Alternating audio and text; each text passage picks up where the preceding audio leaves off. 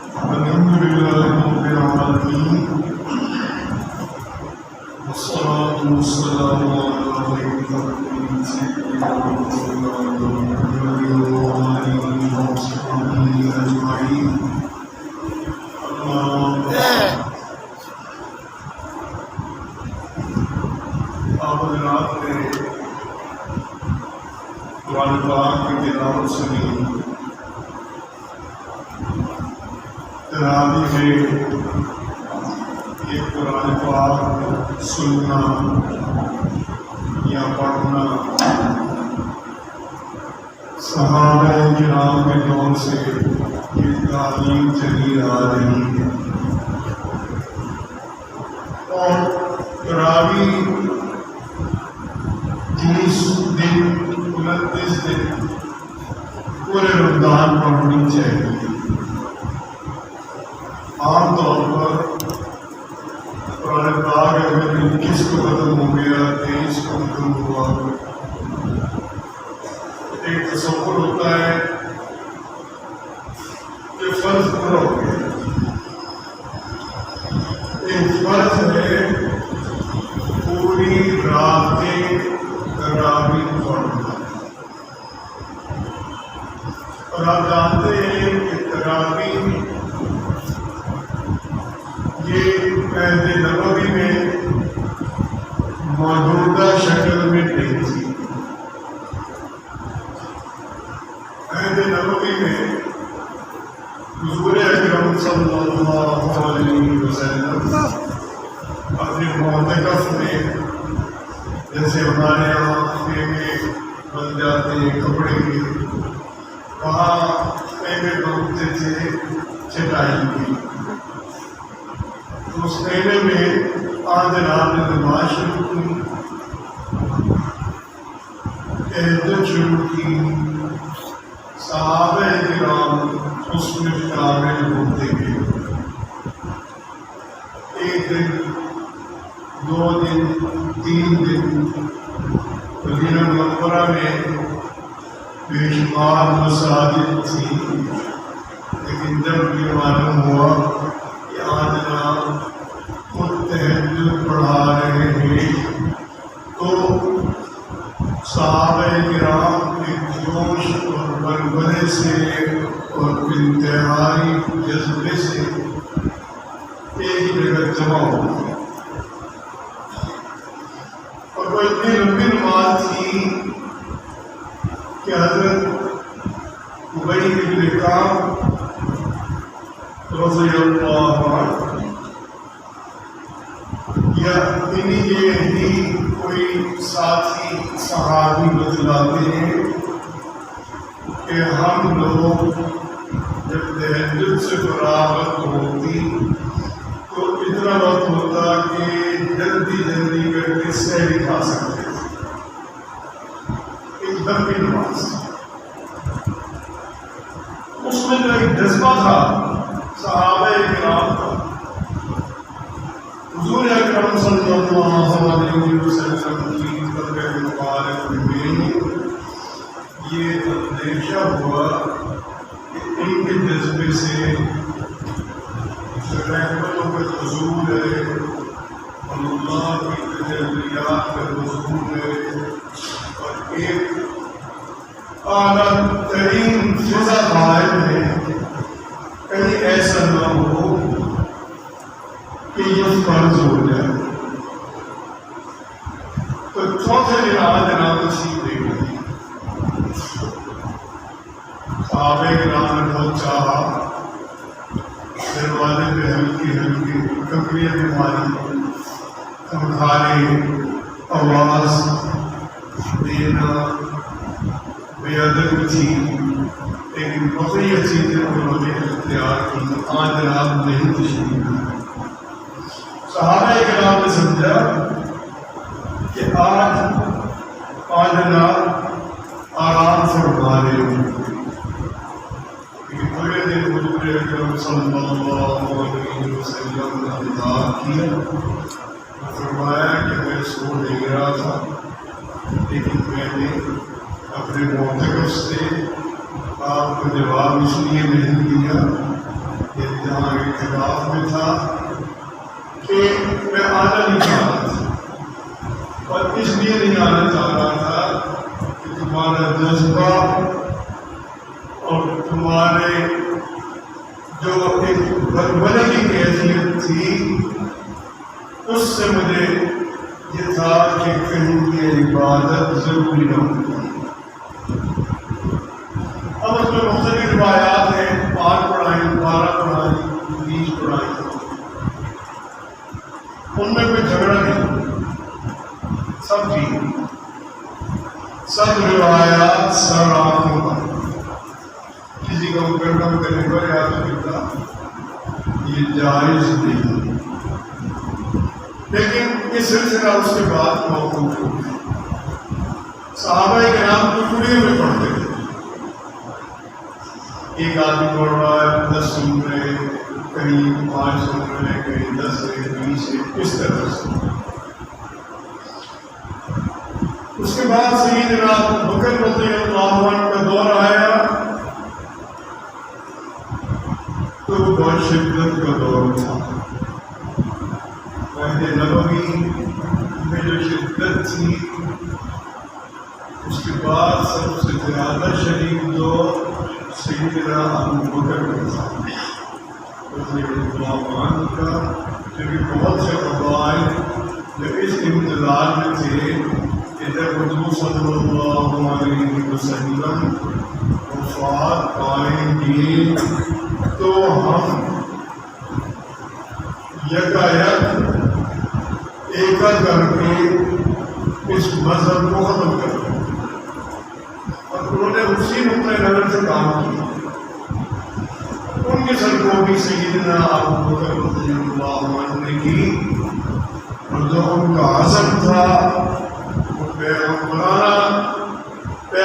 کا ایک پرتو تھا، کیونکہ سیدنا عمر بھی بات جب فرماتے تھے کہ اتنے محاذ مت کھولے۔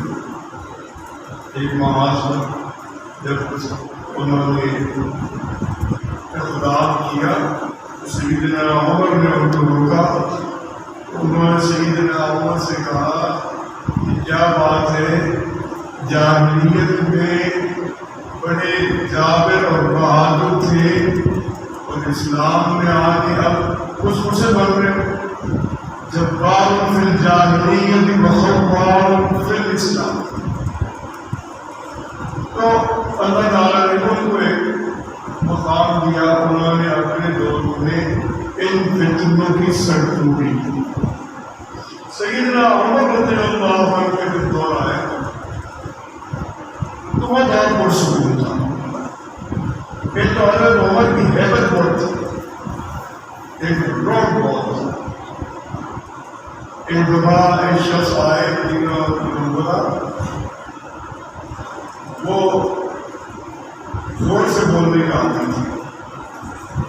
مسجد نبوی میں صحابہ کرام زور سے نہیں بولتے تھے، کیونکہ حضور اکرم صلی اللہ علیہ وسلم کا مزار مقدس ہے، روضہ اقدس ہے، آج جناب وہاں آرام فرما ہے، آج جناب اپنے قبر میں حیات ہے، جو کہتے تھے کہ یہاں حضور اکرم آرام فرما رہے ہیں، زور سے نہیں بولتے۔ ایک شخص کو عادت سے زور سے بولنے کے اندر نمک رضی اللہ عنہ دوبارہ پھر دیکھا، اسی طرح بولا، پھر اس کو کہ بارہ میں اس کو سختی کی مارا تو وہ سختی کی حیبت سے بے ہوش ہو گئی۔ میری کوئی اتنا حکم تھا شدت سے۔ انہوں نے اپنے دور کے آغاز کے بعد صحابہ کرام کو جمع کیا کہ منشا نبوت آقائے نامدار صلی اللہ علیہ وسلم جانتے تھے کہ رات میں عبادت ہو اور اجتماع ہو۔ اس منشا کو اب کیسے پورا کریں،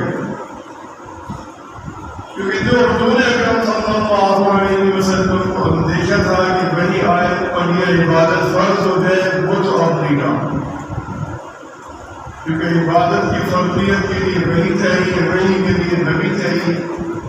آقا نامدار صلی اللہ علیہ وسلم اس دنیا سے پردہ فرما چکے،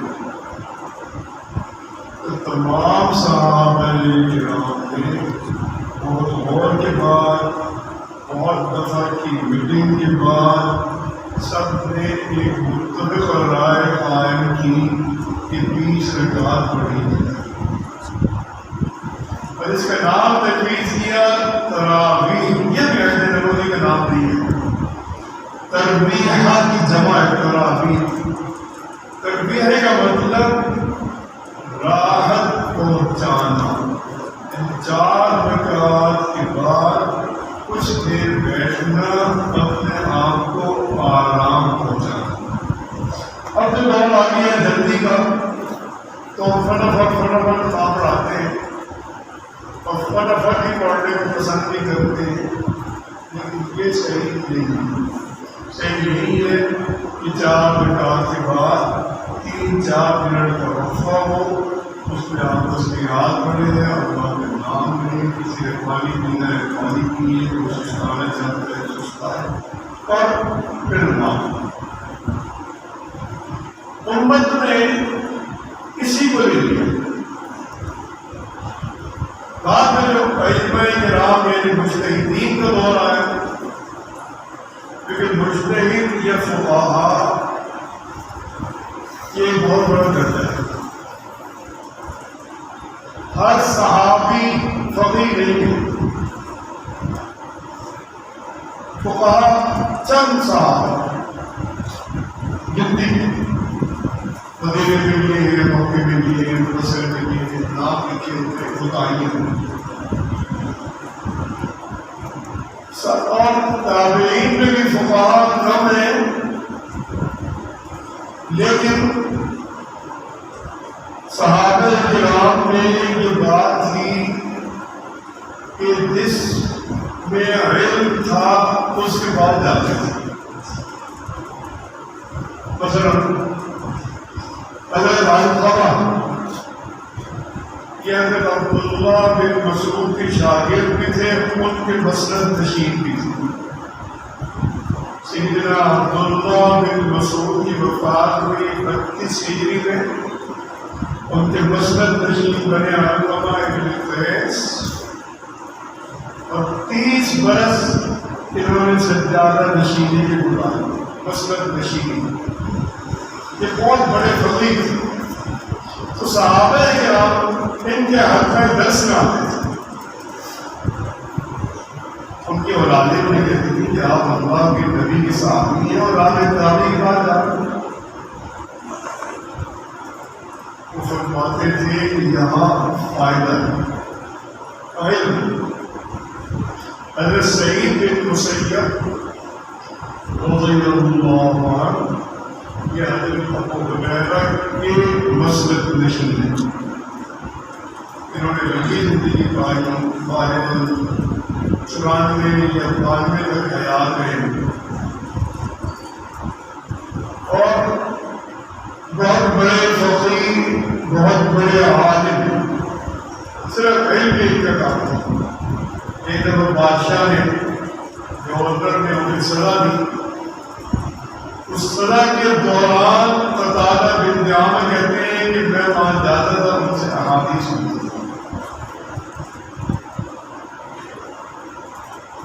ان کو حضرت عمر رضی اللہ عنہ کے بارے میں اتنی معلومات تھی، ذرا حالے کہ انہوں نے حضرت عمر کو نہیں دیکھا، ان کے ساتھ نہیں گئے، کہ حضرت عبداللہ بن عمر بہت سے معاملات میں ان سے مدد لیتے تھے، یعنی علم کی قدر بہت تھی، تو صحابہ نے یہ کبھی امتیاز نہیں کیا کہ یہ علم والا صحابی ہے، یہ تابعی ہے، سینئر وہ تھا جس کے پاس علم تھا۔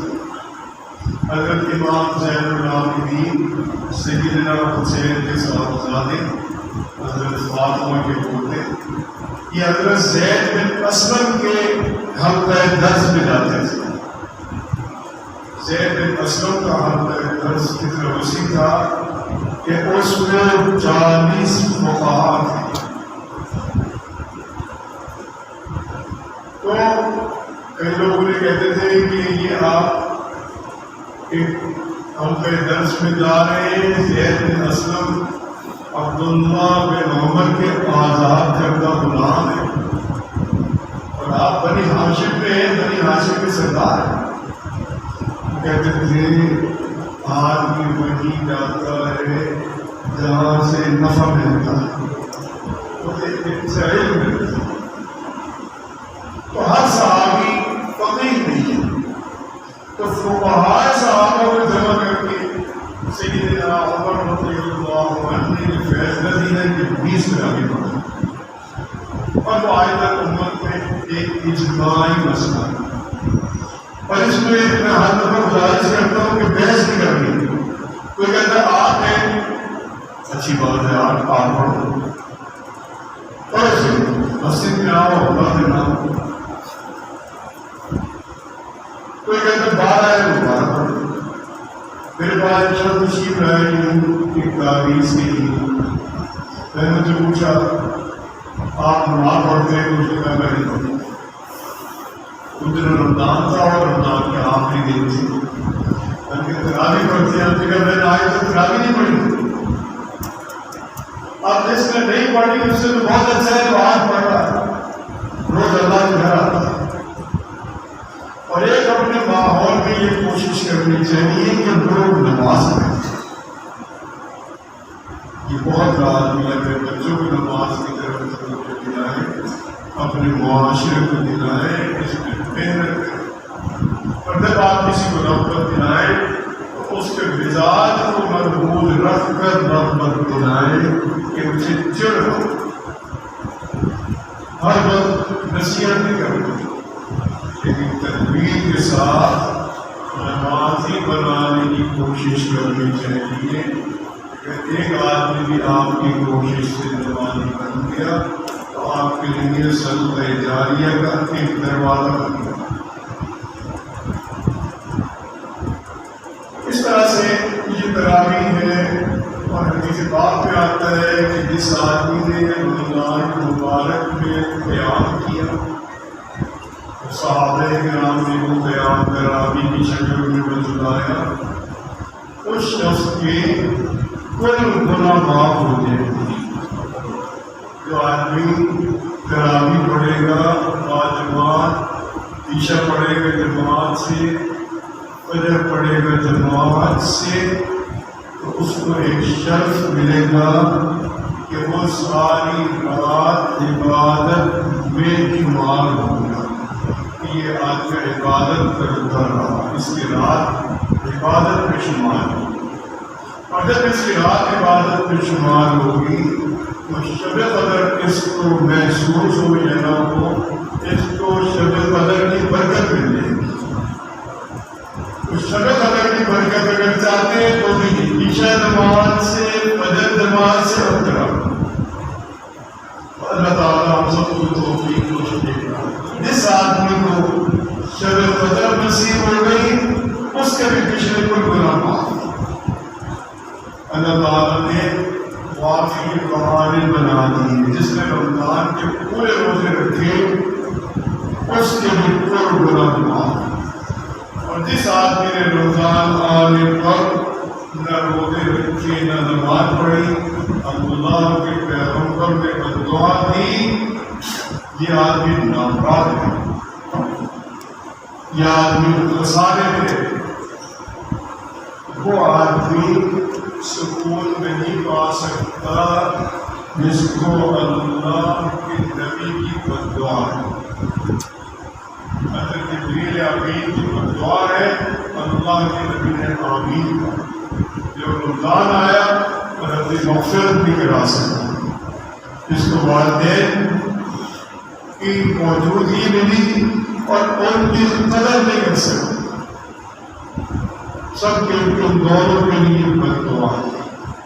اور حضرت مولانا حسن مدنی صاحب شہید کی تشریف فرماتے تھے کہ آدمی اتنی عبادت کرے اتنی عبادت کرے اتنی عبادت کرے کہ جو اس کے بس میں، اور وہ خود اتنی ہی عبادت کرتا تھا، بہت پرانے بات ہوتا ہے، اور جب تھک جاتے تھے تو گھٹنوں کے بل بیٹھ کر اپنے آپ گھٹنوں میں چادر سے باندھ لیتے تھے اپنے آپ، تاکہ بیٹھنے میں مجھے ایک سہولت ملے اور اپنی تلاوت جاری رکھتے تھے۔ اللہ تعالیٰ نے ہمیں بہت بڑا مقام بخشا تھا عبادت میں۔ ایک چیز میں اور میں نے ان کی تشریح سنی اور وہ مجھے بہت اچھی لگی، انہوں نے کہا کہ اللہ تعالیٰ کہتے ہیں والدین کے ساتھ احسان کرو۔ احسان ہمیشہ ہوتا ہے جب آپ کے ساتھ کسی نے اچھائی کی، آپ بھی اس کے ساتھ اچھائی کریں اور اس کی اچھائی سے آپ آگے بڑھیں۔ مثال کے طور پر کسی نے آپ کی مدد کی 1 لاکھ سے، آپ اس کی مدد کر لیتے ہیں 10 لاکھ سے، اب آپ کو احسان ہے۔ وہ کہتے تھے کہ والدین کے ساتھ یہ کیسے ہوگا کہ ان کی خدمت ساری پوری کرو اور پھر اپنی خدمت لاؤ، تب جا کے احسان ہوتا ہے۔ اللہ نے قرآن پاک میں ایک جگہ نہیں کئی جگہ کہا وبالوالدین احسانا، والدین کے ساتھ احسان۔ ایک جگہ آتا ہے ڈانٹ کے نہیں بولو گے، ڈانٹ کے بولو گے یہ گناہ کبیرہ ہے، گناہ کبیرہ کا مطلب آپ اللہ کی رحمت سے دور ہو۔ ایک جگہ آتا ہے کہ ان کے آگے بازو بچھائے رکھو، ایسی عاجزی کے ساتھ جو عاجزی اپنے اندر شفقت لیے ہوئے ہو، عاجزی بھی کرو، اس عاجزی میں بھی شفقت، ایک اچھا سلوک۔ اس کا مطلب ہے جو کہ والدین کے ساتھ احسان کا کہ تم اس نقطۂ نظر سے خدمت جاری رکھو،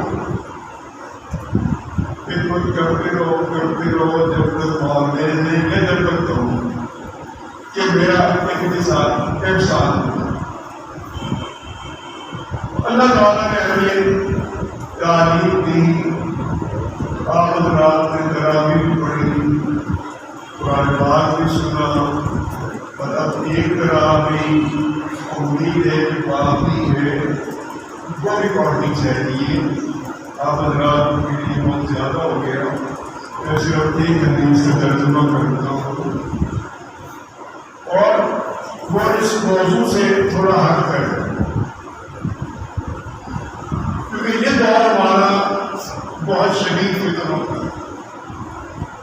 احادیث مبارکہ میں ہے کہ حضرت سلیمان علیہ السلام نے بہت سے شیاطین کو، جو بڑے بڑے سرکش جنات تھے، ان کو سمندر کی تہہ میں قید کر دیا تھا اور بتلایا تھا کہ یہ قیامت سے پہلے رہا ہوں گے۔ قریبی زمانے میں رہا نہیں ہوگی، ہزاروں برس پہلے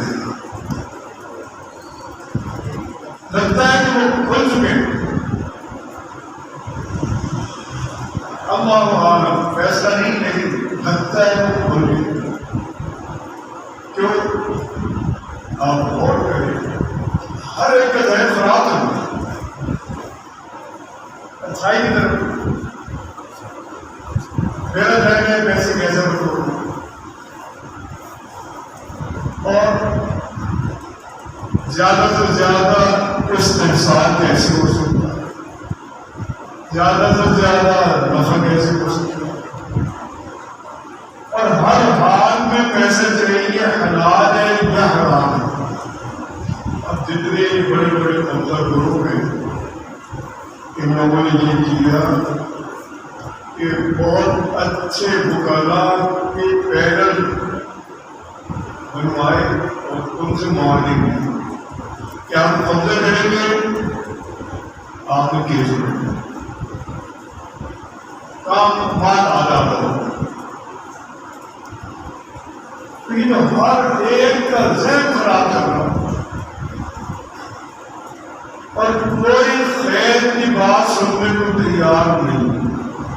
آپ کسی کے پاؤں میں پڑ رہے ہیں پھر رات میں جلدی سے صبح جلدی اصل رات میں ٹک ٹک ٹک ٹک شیطان کا ایک حربہ موبائل اور اس میں کوئی علم نہیں ہے. یہ وسوسہ ہے کہ اس میں بڑا علم ہے. کمپیوٹر میں کوئی علم نہیں ہے. کمپیوٹر میں اگر آپ چاہیں تو صرف معلومات لیکن اس کا 999% استعمال شیطانی چیز ہے. پھر فتنے آنے ہیں اس کے بارے میں حضرت حذیفہ بن یمان ایک صحابی ہے رضی اللہ عنہ.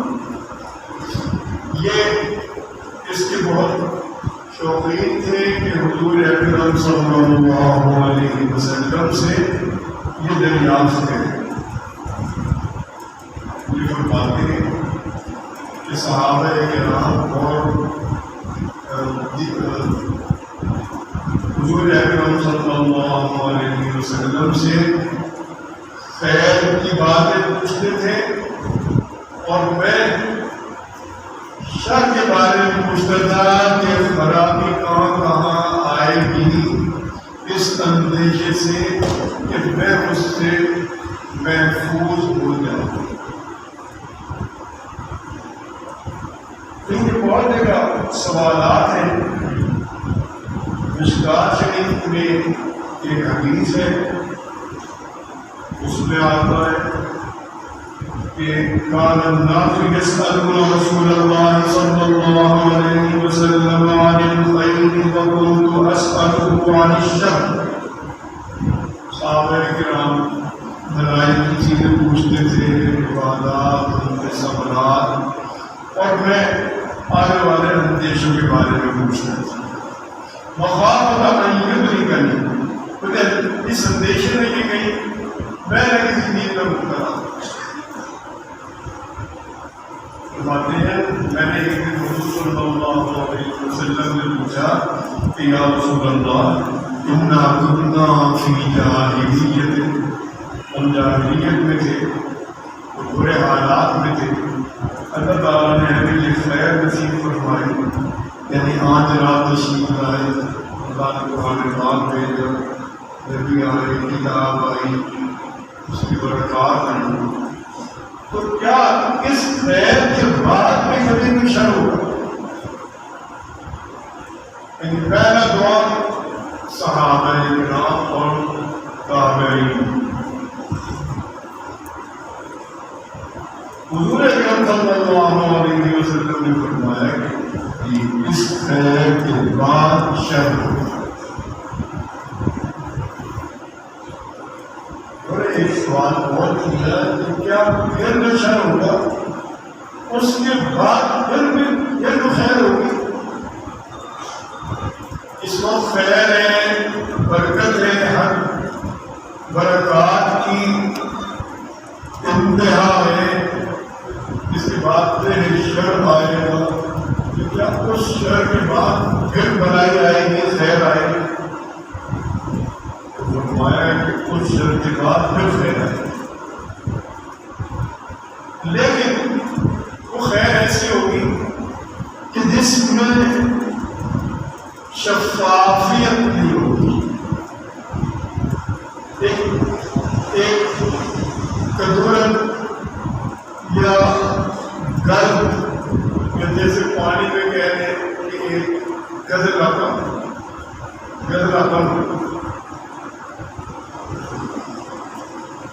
اسے یہ گدر رقم کیسا ہوگا؟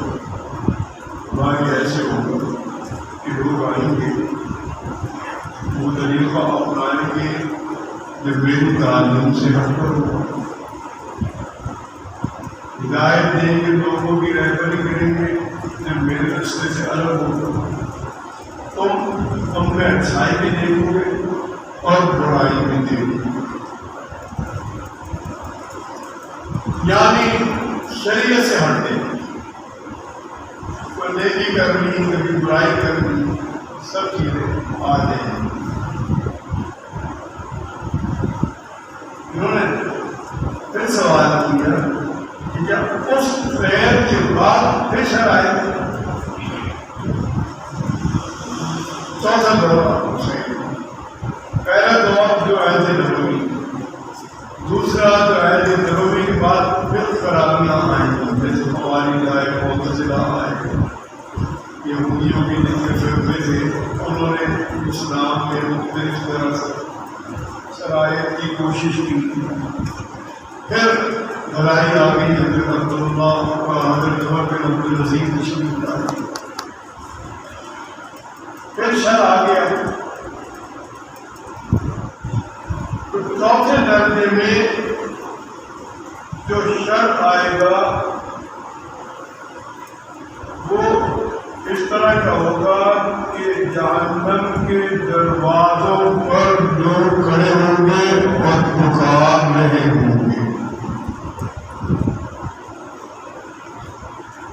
چوتھے درجے میں دور ہے یہ ہوتا ہے، یعنی ادھر سے بھی چل رہا ہے، 1000 سال سے چلنے والا ہے، یہ آخری۔ اس میں اگر دعا تو مانا ابواب جہنم، جہنم کے دروازے پہ وہ کھڑے منادی کی، جو ان کی دعوت قبول کرے گا تو اس کو جہنم میں دکھیں گے۔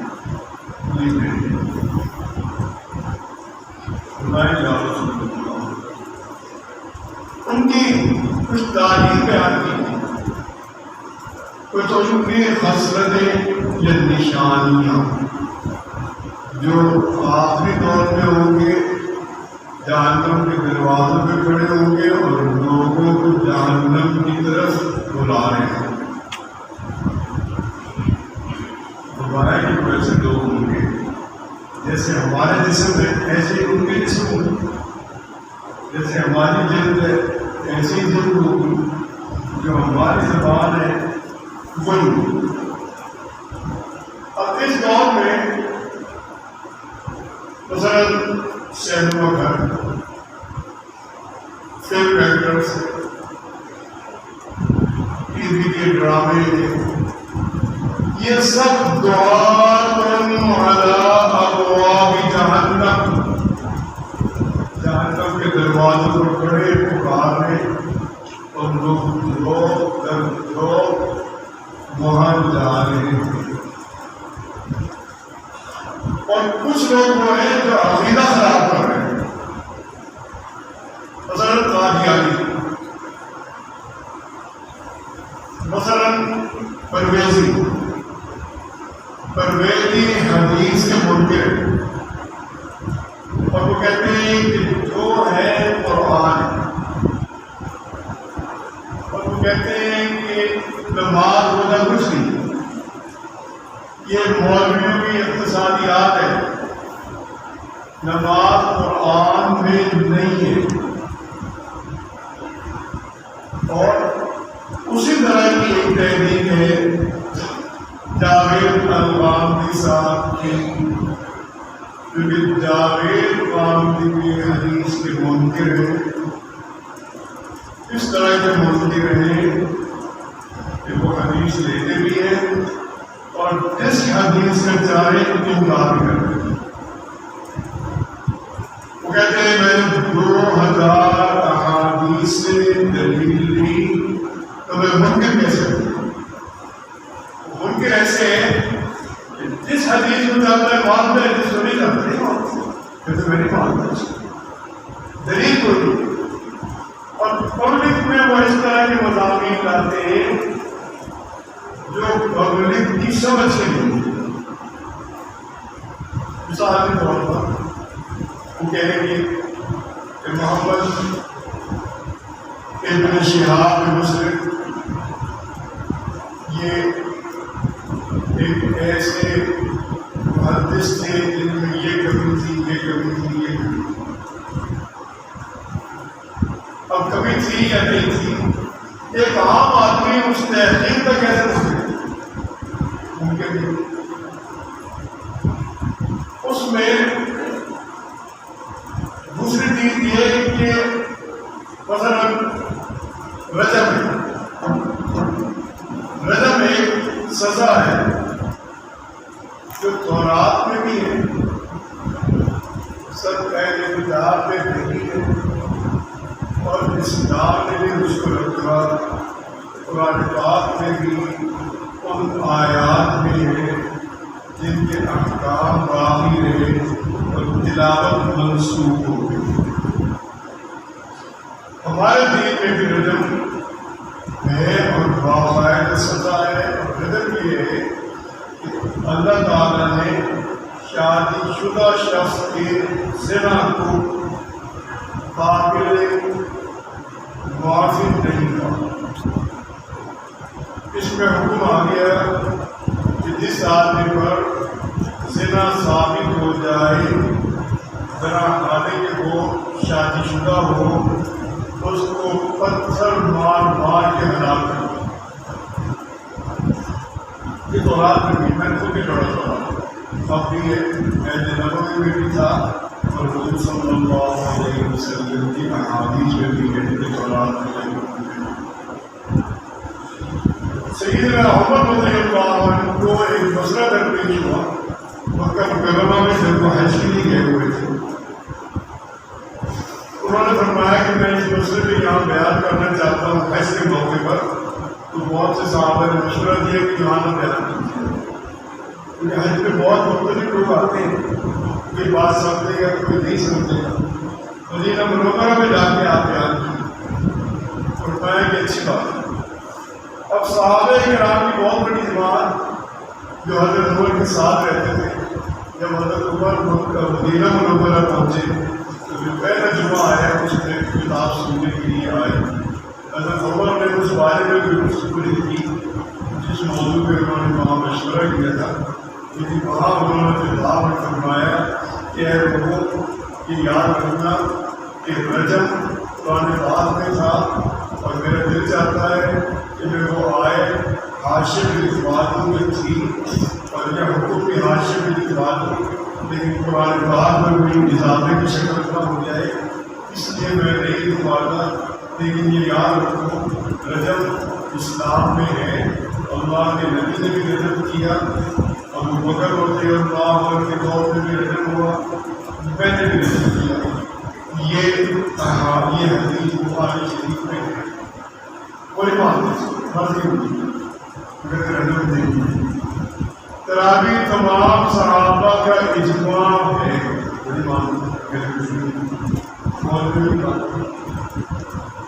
تو بہت سی چیزیں کھلی مانتے ہیں، تو وہ حدیث کا پابند نہیں ہے، وہ اپنی جان کا پابند ہے. اور وہ زور دیتے ہیں کہ تحقیق کرو، اور یہ بات اچھی ہے کہ تحقیق کرو. مسلمانوں کو تحقیق کرنی چاہیے. اگر تحقیق کریں گے تو خود یہ لوگ فیل ہو جائیں گے جو لوگوں کی جہالت سے فائدہ اٹھا رہے اور عالمی قوتوں کی کارندے بن کر اسلام کو نقصان دے رہے ہیں. یہ سب عالمی قوتوں کے کارندے. اور تحقیق کیوں نہیں ہو رہی اب مسلمانوں میں؟ کیونکہ جس کو اللہ تعالیٰ نے 2 وقت کی روٹی دی وہ اپنی اولاد کو دین نہیں پڑھانا. اس وقت علوم دین کون حاصل کر رہے ہیں؟ پسماندہ علاقوں کا پسماندہ طبقہ. کوئی آدمی جو اپنے علاقے میں مثلاً آپ لاہور کے رہنے والے، آپ لاہور کے لاہوری امام دراز سے کوئی نہیں، چند ایک ممکن ہے قسم نہیں کھا سکتے، باقی لاہور میں لاہوری معاملے ہیں، چندوال کا ہے، کوئی راجنپور کا ہے، کوئی شاملی کا ہے، شاملی کے عبدالعلماء ہے، وہاں سے لوگ آ رہے ہیں، کوئی گوڑ ہے، کوئی کیمرپور سے، فلاں صاحب. تو تحقیق کب ہوتی ہے؟ جب ذہن فارغ ہو اور دل صاف ہو، پھر آدمی علم حاصل کرتا ہے، اس علم کی برکت سے وہ صحیح چیز تک پہنچتا ہے. تو آپ حضرات کے لیے بہت ضروری ہے کہ ان فتنوں سے بچیں. اگر حذیفہ رضی اللہ عنہ نے سوال کیا، کہا جناب مجھے کیا تعلیم دیتے ہیں اگر میں وہ دور پا لوں؟ فرمایا کہ مسلمانوں کی جماعت اور مسلمانوں کے ایمان کو تھامے رکھنا، نہ حاکم سے لڑائی کرنا، نہ مسلمانوں کے تفرقے میں شامل ہونا. فرمایا کہ اگر ایسا دور آ جائے کہ جب نہ جماعت اور نہ امام ہو، اور یہ ہمارا دور ہے، کیونکہ 1924 میں خلافت ختم ہو گئی. اس کے بعد اب نہ کوئی امام ہے، نہ کوئی ایک ایسی جماعت ہے جس کو سب لوگ قبول کر رہے ہیں. جماعتیں اچھی اچھی کی ہیں، لیکن لوگوں کی قبولیت بھی ہو اور جماعت بھی ہو، ایسا نہیں. تو یہ ہمارا دور ہے کہ نہ جماعت ہے نہ امام ہے. کہ اگر ایسا دور آ گیا کہ نہ کوئی جماعت ہے نہ کوئی امام ہے، تو آپ سب سے الگ ہو جائیں.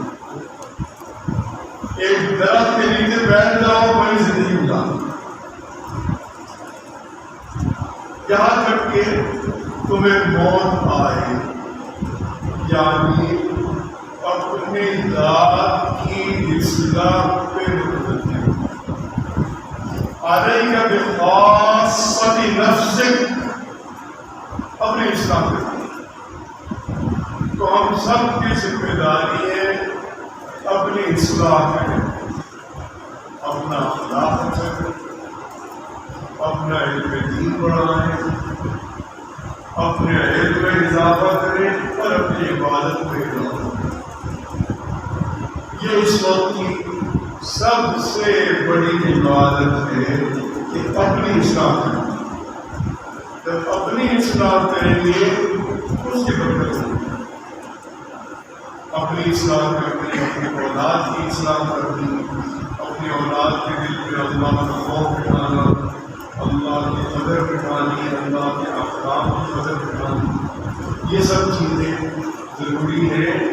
اگر یہ چیزیں کریں گے تو اس دور پہ مسلمان رہیں گے. ورنہ قوم کس طرف جا رہی ہے؟ دین بیزاری کی طرف، برکت ہونے کی طرف. اور برکت ہونے کی ایک شریک یہ قوم طے کر چکی ہے. وہ کیا ہے؟ یہ نماز چھوڑ،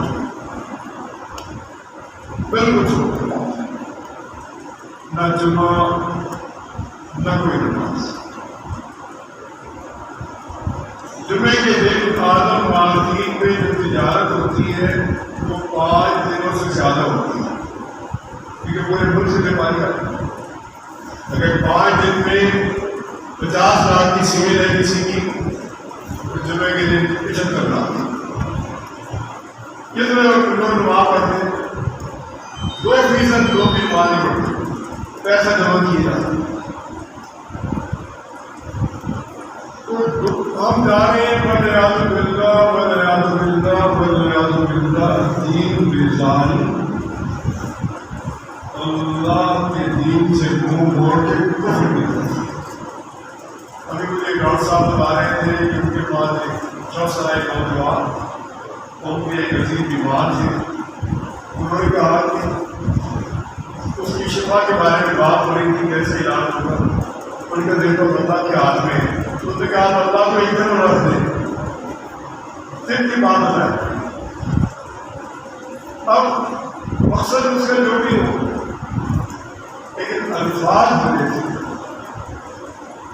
الفاظ بہت بڑے، اور الفاظ ایسی چیز ہے کہ کبھی کبھی آدمی ایک لفظ ایسا بولتا ہے کہ اللہ تعالیٰ اس لفظ کے بدلے جنت دے دیتے ہیں،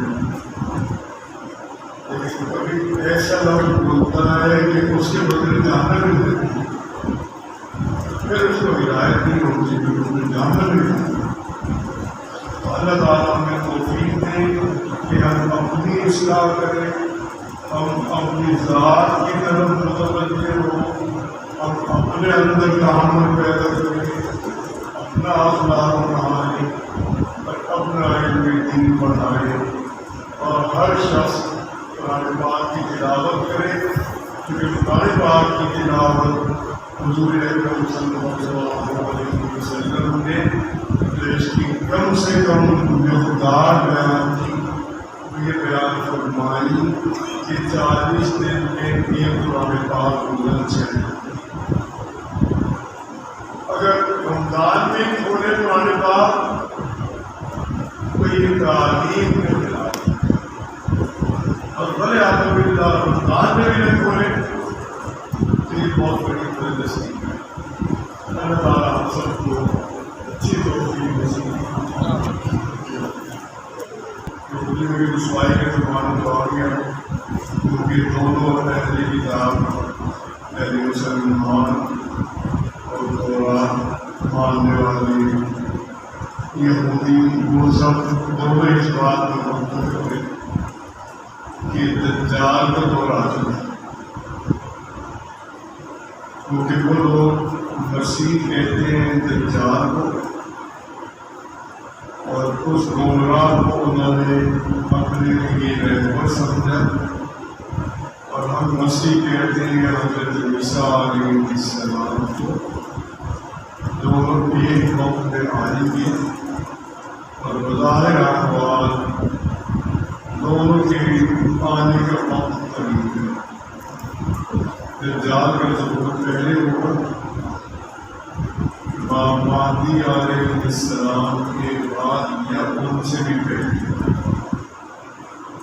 اس کے بعد پھر حضرت عیسیٰ علیہ السلام تشریف لائیں گے، اور حضرت عیسیٰ علیہ السلام کے ہاتھوں یہ دجال مارا جائے گا۔ لیکن دجال ایک ایسی قوت ہے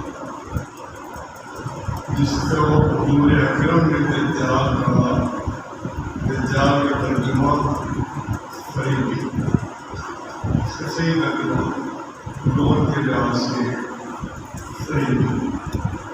اب جو یہ نئے نئے فرقے انگریزی ہیں، مختلف طرح کام کر رہے ہیں، این جی او جن کو پیسہ دے رہے ہیں، جاوید المعمودی وہ بھی اسی زمرے میں، لیکن پرویزیت جو ہے وہ ایسا کفر ہے جو قادیانیت سے بڑا کفر ہے۔ قادیانی بھی کافر ہے، غیر مسلم ہے، پرویزی بھی غیر مسلم ہے، لیکن پرویزیت کی دعوت صرف ایک ہے کہ تم آزاد ہو، نہ نماز، نہ روزہ، نہ حج، نہ زکوٰۃ، نہ کوئی اخلاقیات، بس یہ تمہاری زندگی ہے۔ قرآن پاک کو پڑھو، اور نماز کا ترجمہ دعا، وہ بیٹھے بیٹھے کرو، لیٹے بیٹھے بیٹھے لیٹے لیٹے جیسے بھی کرو گے وہ نماز ہوگی۔ اور ان پڑھ لوگ اور بحث کرتے ہیں، میرے پاس آیا مجھے میرا ذہن تھا اہمیت بدل اہمیت کچھ سنسد میں کام کرو، تو ان پر آدمی تھا ایک دکان چلا رہا تھا پرچون، اور پرویزی تھا۔ یہ ہے ہمارے دوست محمد باز صاحب کے لیے دعائیں مغفرت کریں، عثمان بٹ صاحب کے بعد احمد بٹ صاحب کے لیے دعائیں مغفرت، اور ہمارے دوست ہیں شیخ ان کی وفات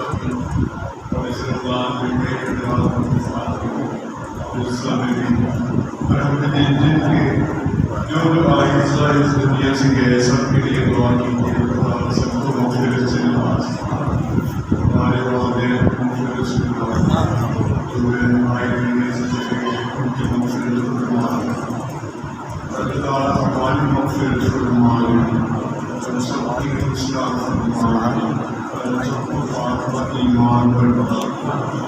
ہمارے بزرگ حاجی منظور صاحب نے بھی ایک دعا کے لیے ہمارے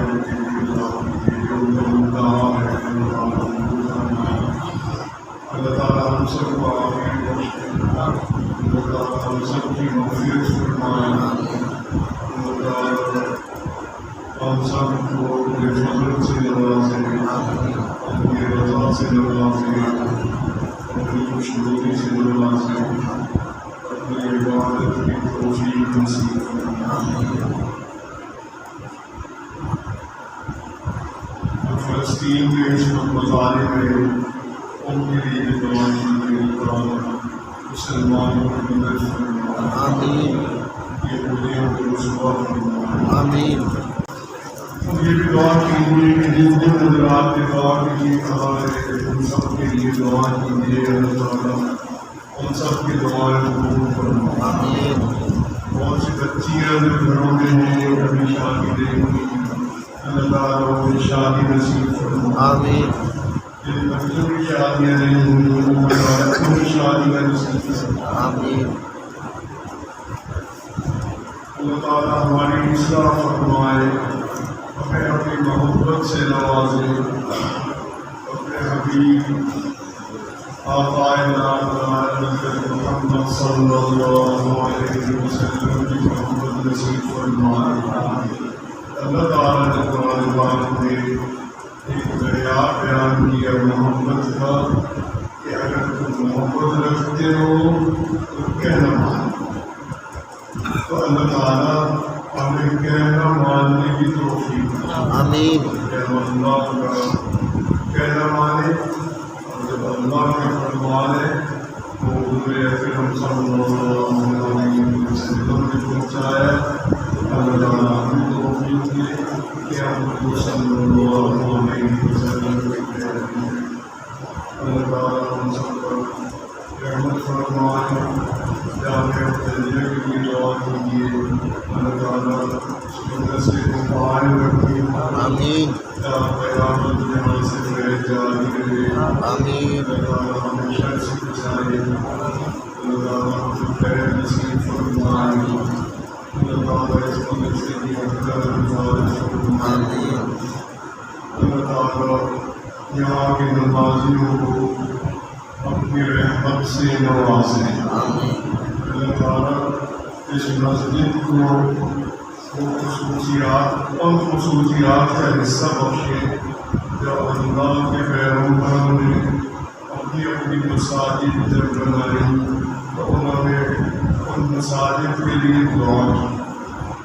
حضور اکرم صلی اللہ علیہ وسلم نے مسجد نبوی کے لیے دعا کی، حضرت ابراہیم علیہ السلام نے کعبۃ اللہ کے لیے دعا کی، اور حضرت سلیمان علیہ السلام نے مسجد اقصی کے لیے دعا کی۔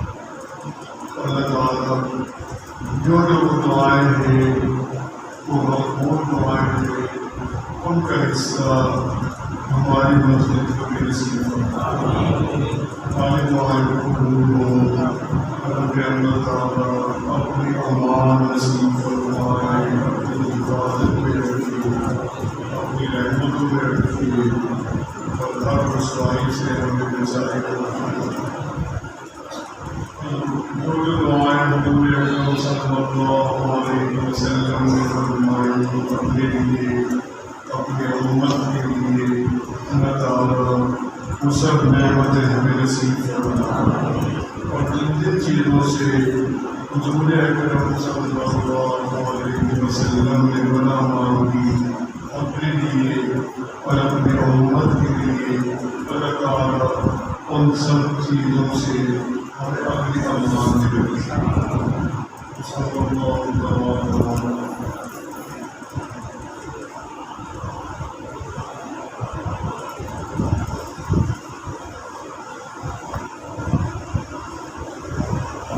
دوسروں